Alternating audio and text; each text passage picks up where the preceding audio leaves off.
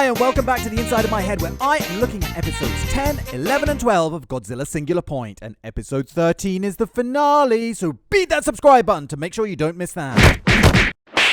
Again, there are loads of talking points in these episodes, so let's dive right in. Episode 10 starts with Godzilla Terrestrius facing off with this, and it's a Rodan, but like none we've seen before. It's all black and has some kind of debris or particles or something being emanated from its body. And the obvious question is this Fire Rodan? It also starts to charge an energy beam from its mouth, which is something we haven't seen Rodans do in this show before, but Terrestrius beats him to the punch and blasts out a ring of energy which utterly pulverizes the thing, and it crashes to the ground, and damn, that was awesome! The sound it made on impact was like a piece of steel being fed into a circular saw. The way it shredded the Rodan's body was savage. And yes, that victory roar was thoroughly deserved, big guy. I tip my hat to thee, sire.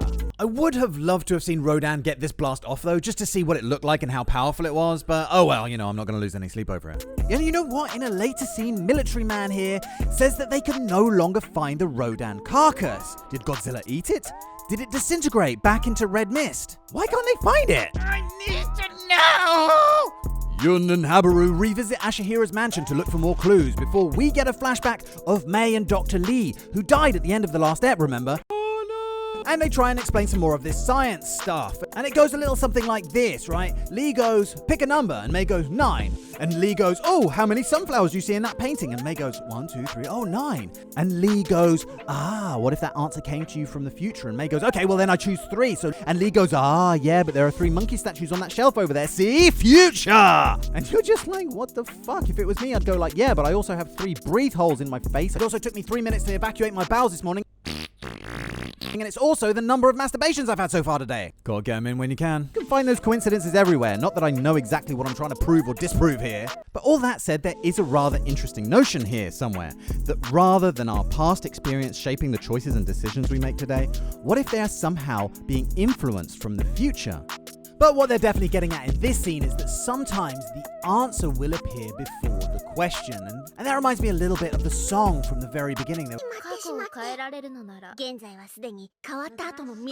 And yes, for all I know, that could be the sound of 2 Pikachus fucking. But if you look at the subtitles, there's something said there. Something about the answer being in front of us the whole time. I don't know, food for thought. But now that I'm actually saying all this, I'm starting to wonder that if somehow, by some weird time paradox, if Yun could possibly turn out to be Professor Ashihara. Ashihara. It's actually pronounced Ashihara, sorry. Or May, even. I don't know. As I mentioned in the previous vid, we could be dealing with a time loop where events repeat in different ways each time. Or perhaps Yun gets blasted back into the past, and as he ages, he becomes Professor Ashihara. Ashihara. And all these scribbles are his messages through time to try and avert the catastrophe from happening. And you know what else I noticed? Ashihara's first name, which is only ever mentioned once, is Mishiyuki. And I googled that, and apparently Mishiyuki is the term for a journey scene in Japanese theatre. Could this be alluding to the fact that this is all some kind of act? Maybe Ashihara is not his real name. Because it isn't! Why can't I pronounce this right? And you know what? He does have similar sort of floppy hair to Yun, doesn't he? I mean, look at that. Oh, and I just saw that Yun's second name is Arikawa. Arikawa, Ashihara, they're quite similar, aren't they? I don't know. This is probably all horseshit. But, it's fun to speculate. Mishiyuki also has another meaning as well. It's like a bathrobe or something. So, I don't know. Maybe they're alluding to the fact that he likes bathrobe. I don't know. Regardless of all of that, all of this science stuff might make more sense to those of you watching the dubbed version when it comes out on Netflix stateside. But to me, sometimes, it's like they forgot to subtitle half of this shit and I'm only getting half of a conversation. Anyway, Salunga escapes from his silo and breaks out, and now he's grown larger and become more aggressive. They fire these missiles at it, which do the same thing as the orthogonal diagonalizer and create this forest of sharp crystalline tendrils, which impale Salunga, and this guy must be like, oh fuck, not again, why does this keep happening to me? But I have a feeling that he will be back. Back in Tokyo, we see more of Godzilla's terrestrious tendrils soaking up the military's ammunition. And damn, he really looks like a snake here. Before he seems to succumb and disappear into the red mist. Good job, guys. I told you that if we just kept bombing him and didn't change our military tactics for like 50 years, it would work eventually. And the next thing you know, he comes back up as this. Alright guys, back to bombing him. And this is Godzilla Ultima.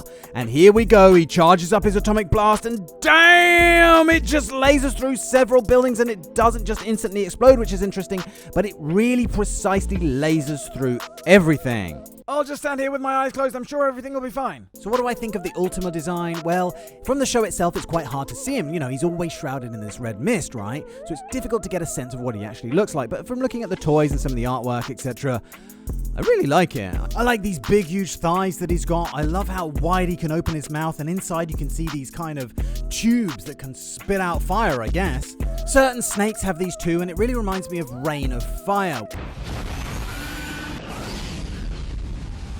Anyway, back to Ultima. I just noticed how long the tail is. Look at this thing.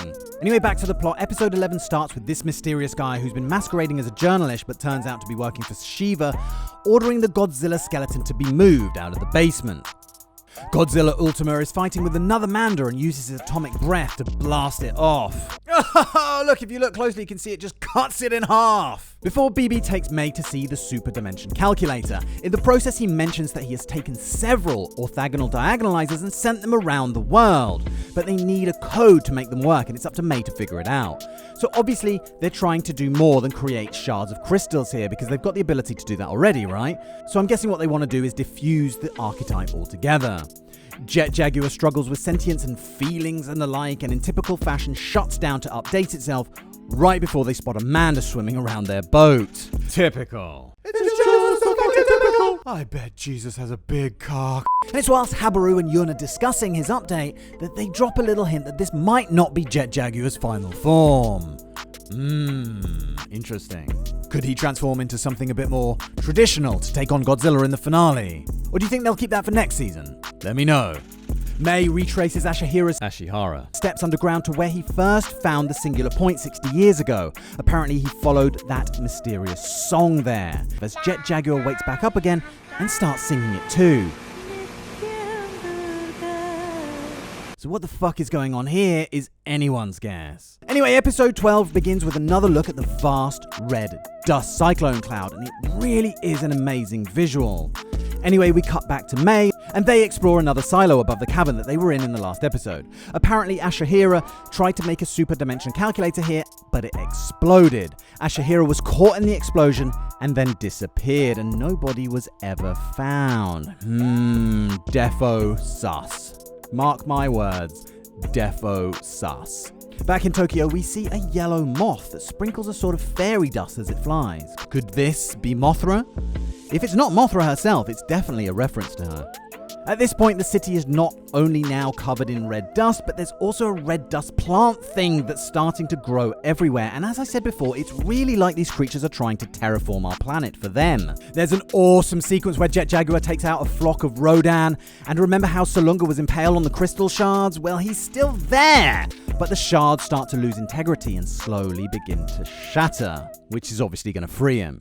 May gets to the singular point, which is housed in this huge donut-like apparatus, which is distorting space and time around it. In Tokyo, some military guys tell us that Godzilla hasn't moved for a while, but it's continued growing, now measuring over 100 meters. The red dust storm cloud is right above him, so the Otaki factory guys formulate a plan to detonate the orthogonal diagonalizer right in the middle of it. Anyway, May's AI cat, oh, and look at her phone cover, I love it, somehow travels into the calculator and brings back a bunch more of these diagrams before crashing. And we learn that the catastrophe is going to happen sooner than we thought it was, only in a matter of hours. Then we go into my favorite sequence of the show so far. Basically, thousands of yellow moths, or giant silkworms as Goro stipulates, they appear and create a beautiful, stirring visual sequence, and Jet Jaguar and the guys ship out to detonate the diagonal orthogonalizer and kill Godzilla, and that's how the episode ends. Looking back, episode 11 had quite a strong ending too, but this just went up a whole new level. I loved the way this one ended, with the yellow butterflies everywhere you look, filling the air with this magical dust. Creates this really beautiful, surreal moment. And then on top of that, Goro saying that they are a sign of the warfare to come. And then with this haunting lullaby playing, and Jet Jaguar driving into the mist to face a pretty much certain doom, innocently raising a hand to say goodbye. was really quite something, and it suddenly hit me that, wow, I hope nothing bad happens to these characters because I've become really quite attached to them. I cannot wait for the finale. So that's how we end Ep 12, and damn, the science parts have got me even more confused than I was before. So that said, I'm looking forward to watching the dubbed version as it might make certain details clearer, which I hope will make the whole thing make more sense. So on one hand, and I've said this before, getting my head around this is really like wrestling a greased up sumo. The concept is definitely too big for me, and every time I feel like I've got a decent grip on it, the fucker wriggles out of my grasp and belly bounces me out of the ring. But on the other hand, that's just really if you want to get into the nitty-gritty of the plot details. On the surface level, the plot is actually quite simple. Monsters appear. Why? Don't know. Let's find out. Okay. How stop monsters? Don't know. Let's find out. Okay. Boom. Probably. What is very clear though is that we are 12 eps in now and haven't really had much in the way of monster on monster action, which is what I was hoping for. But there's been plenty of other stuff to occupy my headspace. As you can tell, I've been trying to connect all the dots, and whilst I've got no doubt that most of my theories are probably wrong, it has been a lot of fun trying to work it out. However this thing turns out, I am absolutely riveted by all of the mysteries, and I can't wait to find out what the answers are. So make sure you're subscribed so that you don't miss my review of the finale. And until then, I will see you very soon for the next one. Thank you very much for watching, and cheerio, bye!